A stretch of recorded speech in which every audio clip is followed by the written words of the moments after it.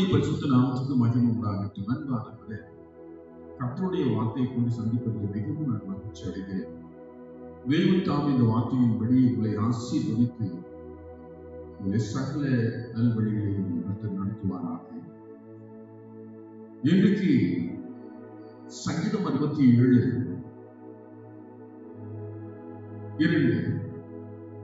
தேவரீர் எங்களுக்கு இறங்கி எங்களை ஆசீர்வதித்து உம்முடைய முகத்தை எங்கள் மேல் பிரகாசிக்க பண்ணி.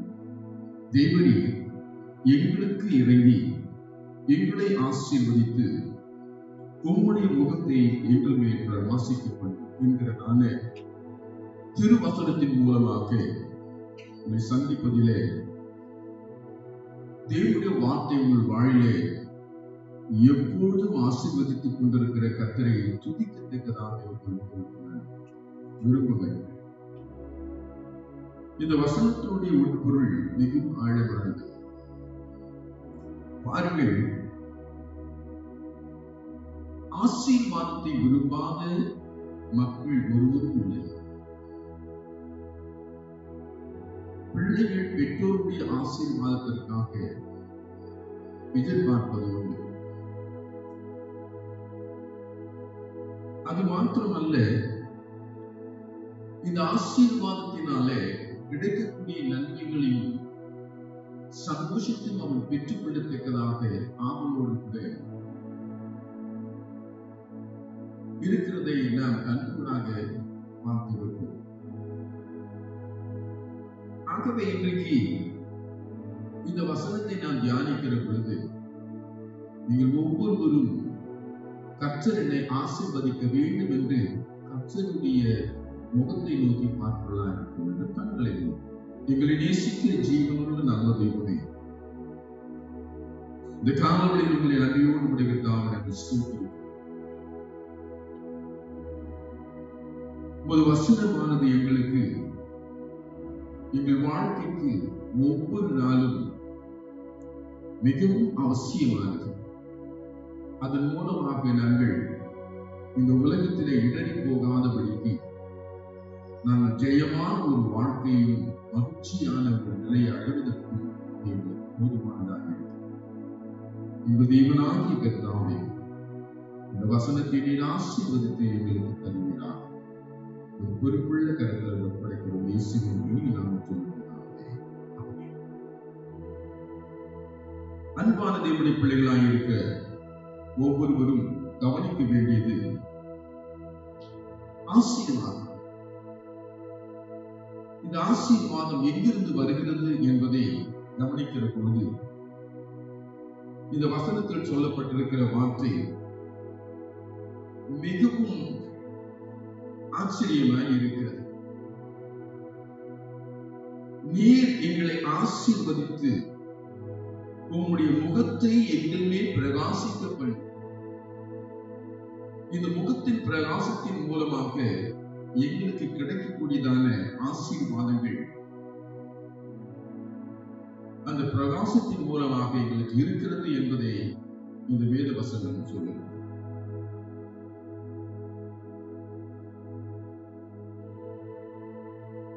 தேவனுடைய ஆசீர்வாதத்திற்காக மாத்திரமல்ல,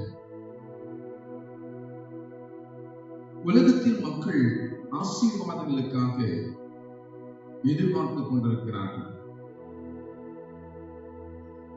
பிள்ளைகள் பெற்றோருடைய ஆசீர்வாதத்திற்காக,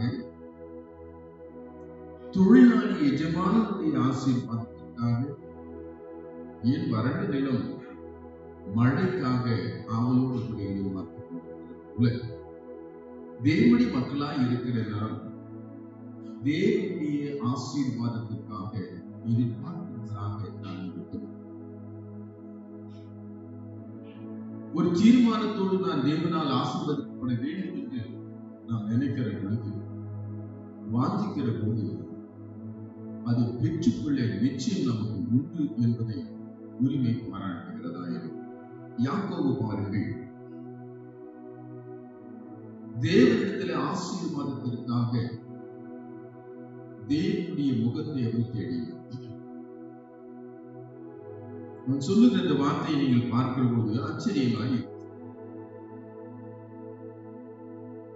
தேவனுடைய முகத்தை பார்த்து சொல்லுகிற வார்த்தை, தேவனே நீர் என்னை ஆசீர்வதித்தால் ஒழிய நான் விடுவதில்லை. தேவனும் என்ன செய்தார்? அவன் போராட்டத்தின் விசுவாசத்தை கவனித்தார். அவருடைய விடாப்பிடியான முயற்சியை அவர் கவனித்தார். ஆகவே அவனை ஆசீர்வதித்தார். ஆதியாகம புத்தகம் 32ஆம் அதிகாரம் 26 அடுத்து 30 நீங்கள் வாசித்து பாருங்கள். அங்கே மிகவும் மகிழ்ச்சி உள்ளதாக அவர் சொல்லுகிறதை காண முடியும். நீர் என்னை ஆசீர்வதித்தால் ஒழிய நான் உன்னை விடுவதில்லை என்று போராடி அந்த ஆசீர்வாதத்தை பெற்று 30ஆம் வசனத்தை வாசித்து பாருங்கள். அதிலே மிக தெளிவாய் இருக்கிறது. தேவனுடைய முகத்தை முகமுகமாய் கண்டு ஆகவே தேவனுடைய முகத்தை யாரெல்லாம் தரிசிக்க விரும்புகிறார்களோ, நோக்கி பார்க்கிறார்களோ, நிச்சயமாய் தனது விண்ணப்பங்களை தேவனிடத்தில் வைக்கும் போது அதை பெற்றுக் கொள்வர்களாய் இருக்கிறார். அண்ணாலை பாருங்கள், தேவனுடைய சமூகத்துக்கு சென்று அவர் முகத்துக்கு முன்பதாக தேவன் முகத்தை தரிசித்த பொழுதுதானே அண்ணாளுக்கு அவர் விரும்பியது கிடைத்தது. மகிழ்ச்சியும் நிம்மதியும் கிடைத்தது. ஆகவே இந்த ஆசீர்வாதத்தினாலே நிரப்பப்பட வேண்டுமானால் தேவனுடைய முகத்தை நாம் தரிசிக்கிறவர்களாக இருக்க வேண்டும். அந்த தரிசிக்கிறதான அந்த காரியங்கள் நம்முடைய வாழ்க்கையிலே நிறைவேற நாம் செய்ய வேண்டிய காரியங்கள். பாருங்கள், தேவனுடைய சமூகத்தை நாடாதவர்கள் தேவனுடைய முக பிரகாசத்தை எவ்விதமாய் அவர்கள் பெற்றுக் கொள்வார்கள். தேவனுடைய திருச்சபைக்கே போகாதவர்கள் எவ்விதமாய் தேவனுடைய ஆசீர்வாதங்களை பெற்றுக் கொள்வார்கள். கடினமான ஒரு காரியம். இங்கே என்னாகும் புத்தகம் 6ஆம் அதிகாரம் 25, 26 வாசிக்கிற பொழுது தேவாலயத்துக்கு செல்லுகிறதான அருமையான தேவனுடைய பிள்ளைகளுக்கு நன்றாய்க்கு தேவனுடைய சமூகத்தில் போய் தொழுது கொண்டு அவருடைய பிரசன்னத்தில் அவர் முகத்தை தரிசித்து திரும்ப அவர்கள் வருகிற பொழுது அவளுக்கு ஆசீர்வாதத்தை தேவன் கொடுத்தருக்கும்படியாக தேவ ஊழியர்களுக்கு ஒரு கட்டளை கொடுத்தார். அவர்கள் திரும்ப போகும்போது வெறுமையாய் அனுப்பாதபடிக்கு அவர்கள் ஆசீர்வாத நிறைவோடு கூட அவர்கள் தங்கள் இல்லங்களுக்கு செல்ல வேண்டும் என்பதற்காக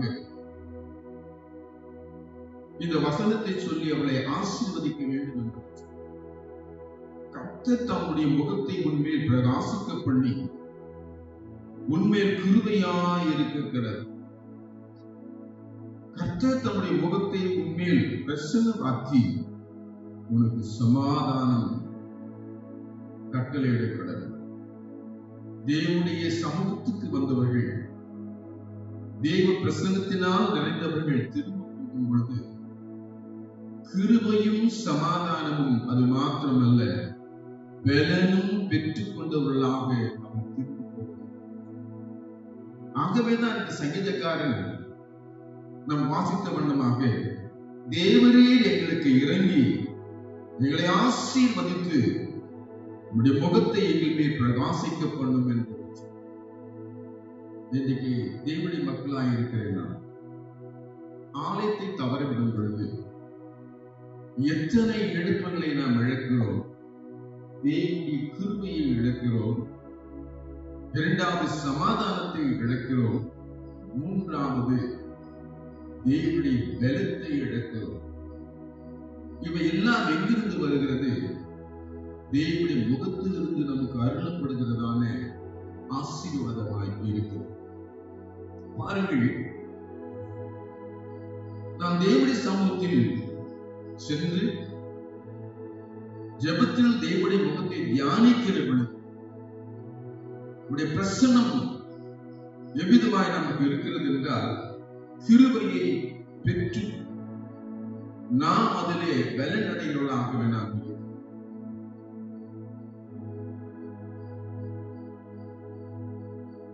காலை தோறும் தேவனுடைய கிருபை புதிதாக இருக்கிறது என்று வேத வசனம் சொல்லும். அதிகாலையிலே தேவனை தேடி அவருடைய முகத்தை நோக்கி பார்க்கிற ஒவ்வொருவருடைய முகங்களும் எவ்விதமாக இருக்கும்? கிருபை பெற்ற ஒரு முகமாக இருக்கும். ஆகவேதான் வேதம் சொல்கிறது, நாம் நிர்மூலமாகாது இருப்பது அவருடைய சுத்த கிருபையே என்று கூறப்பட்டிருக்கிறது. பாருங்கள், மோசே அதிகால வேளையில் சீனா மலையில் தேவனுடைய முகத்தை தரிசிக்க செல்வது வழக்கு. அங்கே தேவனை நோக்கி ஜெபிப்பது வழக்கு. தேவனுடைய முகத்தை தேடுவது வழக்கு. அவ்விதமாய் அவர் தேடின பொழுது அவருடைய முகமானது இஸ்ரவேல் மக்களுக்கும் அவருக்கும் உள்ள வித்தியாசம் பெரிதாயிரும். இஸ்ரவேல் மக்கள் மோசேயின் முகத்தை காணக்கூடாதபடிக்கு நிமிர்ந்து பார்க்க முடியாதபடி பிரகாசமாய் இருந்தது என்று சொல்லும். ஆகவே மோசேயுடைய முகத்தை இஸ்ரவேல் மக்கள் நிமிர்ந்து பார்க்க முடியவில்லை.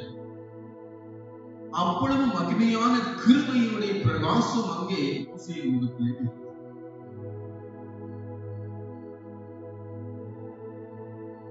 தேவ முகத்தை தேடின போது ஒவ்வொரு தேவ மக்களுக்கும் அந்த முகம் பிரகாசனாயிருக்கும். அநேகர் சொல்வதை கேட்டிருக்கலாம், உங்களையும் கேட்டிருக்கிறார். அவர் தாங்கள் யார் என்ற அடையாளமே இருக்க, ஆனால் எடுத்த உடனே சொல்லுவார்கள், நீங்கள் கிறிஸ்தவரா என்று கேட்பார்கள். காரணம் என்ன? அவங்க போட்டிருக்கிற ஆடையா நகையா பார்த்தவன் கேட்டான். இல்லையே, அவர் முகத்திலே ஒரு ஒளி இருக்கிறது, பிரகாசம் இருக்கிறது, கிருபையினுடைய ஒளி இருக்கிறது. உங்களில் அநேகர் அவ்விதமாய் மற்றவர்கள் கேட்டதை நீங்கள் உணர்ந்திருப்பீர்கள். என்னையும் கூட அவ்விதமாய் நான் அநேகர் கேட்டது. நான் சாதாரணமாய் நான் பயணம் செய்கிற போது ஒரு சிலர் என்னை கேட்பது, நீங்கள் கிறிஸ்தவரா என்று கேட்கிறேன். நான் சிரித்துக் கொண்டு, எப்படி கேட்கிறீர்கள்? உங்களை பார்க்கும் போதே தெரிகிறது. அன்பான தேவனுடைய பிள்ளைகளாய் இருக்கிறவர்களே, தேவனுடைய முகத்தின் பிரகாசத்தை தேடுகிற ஒவ்வொருவருக்கும் கிருபையும் சமாதானமும் பலமும் இந்த வருடத்துடைய கடைசி மாதத்தில் நாம் வந்திருக்கிறோம். கிருபை பெற்ற ஒரு மகனாக மகளாக, தேவனுடைய சமாதானத்தை பெற்ற ஒரு மகனாக மகளாக, குடும்பமாக, தேவ பலத்தினாலே நிரப்பப்பட்ட குடும்பமாக நீங்கள் இருக்க வேண்டும். ஆகவேதான் ஆண்டுடைய ஆசீர்வாதம் சொல்லுகிறது, அவருடைய வார்த்தை சொல்லுகிறது, என் தேவ ஜனங்களே முகத்தை கேளுங்கள், என்னை நோக்கி பூமியில் எல்லையில் உள்ளவர்களை இதை நோக்கி பாருங்கள் என்று சொல்லுங்கள். ஆகவே அவரை நோக்கி பார்த்த முகங்கள் வெட்கப்பட்டு போனதில்லை. பாருங்கள், பேதுருவும் யோவானும் தேவனுடைய முகத்தை எப்போதும் அவன் தரிசித்துக் கொண்டே.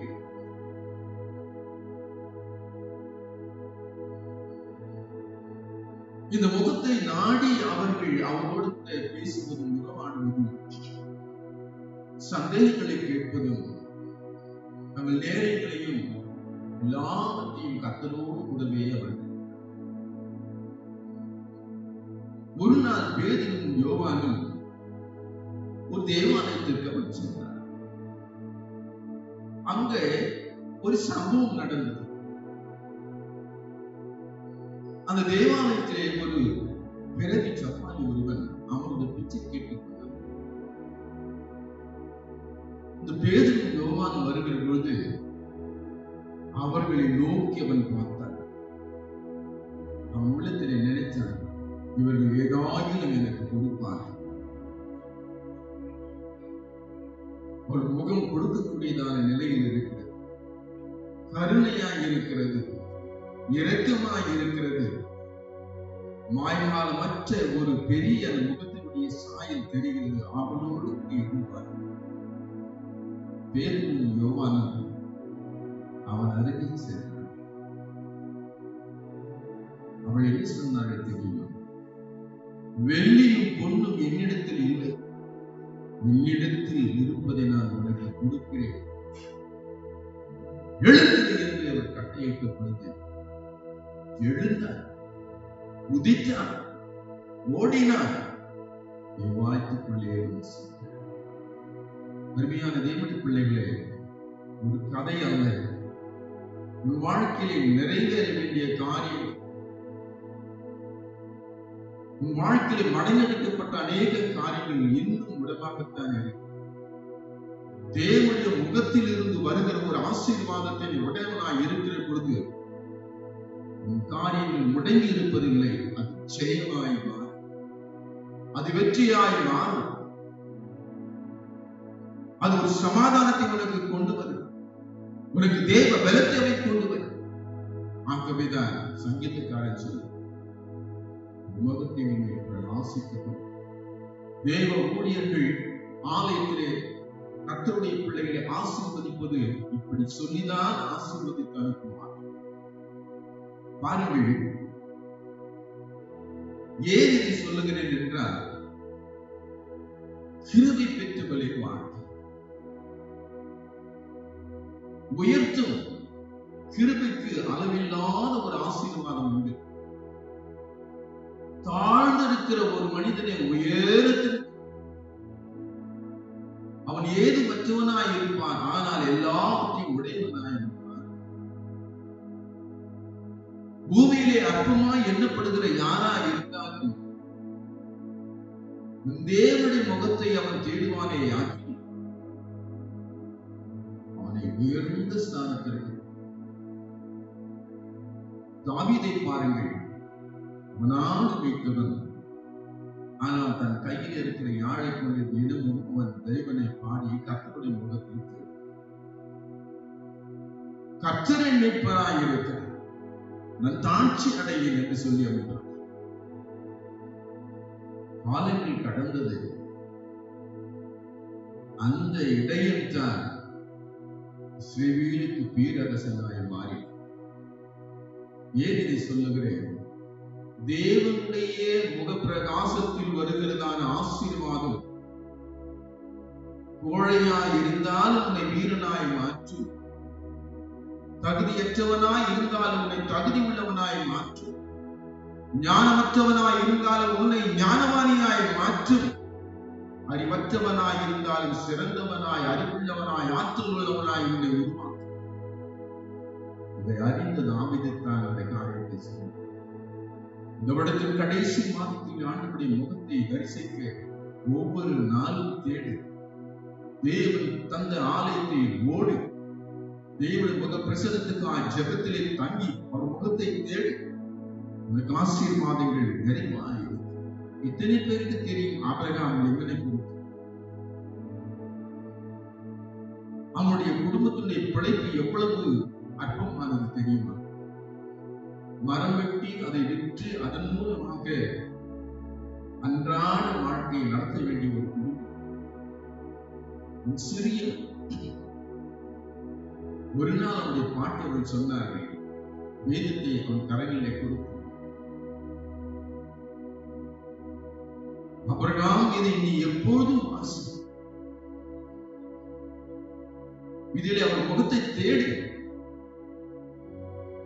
நீ மிகப்பெரிய ஆசீர்வாதமானாய் மனிதனாய் மாறுவாய் என்று அந்த பாட்டியை சொல்லிக் கொடுத்தது. வேதாகமத்தில் அனுதினம் வாசி, அதை விடுவதே தொடர்ச்சியாக வாசிக்க ஆரம்பித்து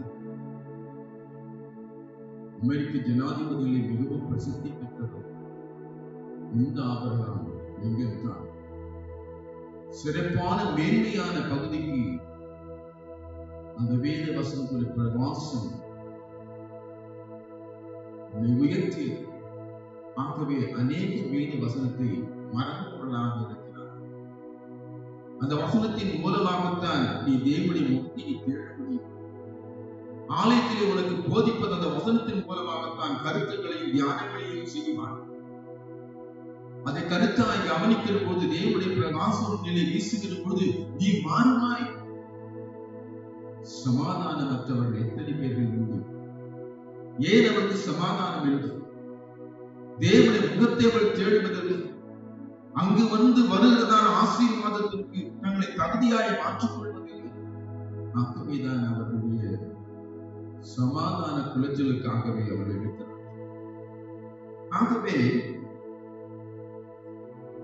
தேவனுடைய முகத்தை தேடுகிற பொழுது நீ களி கூர்ந்து மகிழ உன்னால் முடியும். சங்கீதக்காரன் தேவனுடைய முகத்தை தேடின போதுதான் சங்கீதங்களை இன்பமாய் பாடின. ஒப்பாரி பாட்டு அல்ல, ஓலமிடுகிற பாட்டு அல்ல, அவன் இன்பமாய் பாடின. உன் வாழ்க்கை மகிழ்ச்சியாய் மாற. சமாதானம் இருந்தால் தானே உன் வாழ்க்கைக்கு மகிழ்ச்சியும் சந்தோஷமும் வரும். சமாதானம் இல்லை என்றால் உன் வாழ்க்கை எவ்விதமாய் இருக்கும்? நீ நரகத்திற்கு போக வேண்டியதில்லை, நரகமே உன்னோடு கூட இருக்கிறதாக. அங்கு அருமையானவர்களுடைய பிள்ளைகளாய் இருக்கிறேன்னா தேவனுடைய முகத்தை தேடுகிற போது அப்படி கிருபை மாத்திரம் அல்ல, அவருடைய சமாதானம் மாத்திரம் அல்ல, அவருடைய பலமும் நமக்கு கிடைக்கும். பாருங்கள், சங்கீதங்கள் புஸ்தகம் 34 அதிகாரம் 5 விதமாய் சொல்லுகிறது, அவர்கள் அவரை நோக்கி பார்த்து பிரகாசம் அடைந்தார்கள், அவர்கள் முகங்கள் வெட்கப்படவில்லை. Praise the Lord. கர்த்தருக்கு பிரியமானவர்களே, முகங்கள் வெட்கப்படவில்லை, தோல்வி இல்லை. பலனற்றவர்கள் எப்போதும் தோல்வியிலேயே இருப்பார்.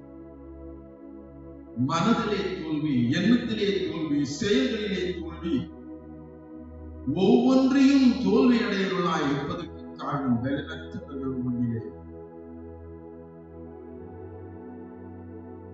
இன்றைக்கு அவருடைய பிள்ளைகள் அவிதமாய் இருப்பதை முகத்தை தேடுகிற உங்கள் முகங்கள் பிரகாசிக்கும் என்பதை அறிந்து கொள்ளுங்கள். அவரை நோக்கி பார்த்து பிரகாசம் அடைந்தார்கள். அந்த பிரகாசமுடைய வாழ்க்கைக்கு வழிகாட்டியாய் வழி இதுவே என்று சொல்லுகிற அந்த சத்தத்தை அவர் நமக்கு கொடுத்துக் கொண்டே இருக்கிறார். எங்கே கால் வைக்க, எதிலே வைக்கிறாய், நிலைமை எவ்விதமாய் மாறும், மகனே மாறு என்றவர் எச்சரிக்கிற சப்தமும் வரும். அன்பார்களுடைய பிள்ளைகளே, அநேகரை நான் பார்த்தது, ஐயா என்னால் ஜபிக்கவே முடிவதில்லை. என்ன காரணம்? பலவீனம். இதிலே பலவீனம், வைராக்கியத்திலே பலவீனம். ஜபிக்க வேண்டும் என்று போனால் ஜபிக்க முடியாது. தோல்வியோடு கூட அநேகத்தில் சொல்வதை போல என்னிடத்திலும் சொல்லி நான் அநேகரை அத்தனோடு கூட ஜெபிக்க நெருங்கும் பொழுதுதான் பல பிரச்சனைகள் வருகிறது ஐயா என்று என்னிடமே அநேகர் சொல்வதை நான் கேட்டேன். சத்துருவோடு போராடவருக்கு பலன், ஆனால் வேதம் என்ன சொல்லுகிறது? அவர் கொடுத்த வாக்குத்தத்தம் என்ன? தம் பிள்ளைகள் எவ்விதமாய் இருக்க வேண்டும்? காண்டா மிருகத்துக்கு கொடுத்த பலன் அவர்களுக்கு உண்டு.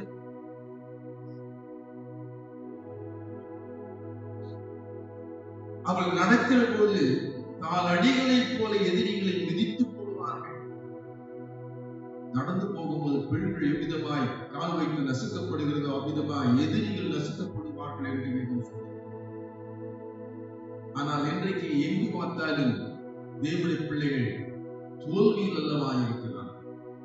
சகரியா 12:10 நான் தாவீதின் குடும்பத்தின் மேலும் எருசலேமின் குடிகள் மேலும் கிருபையின் ஆவியையும் விண்ணப்பங்களின் ஆவியையும் ஊற்று.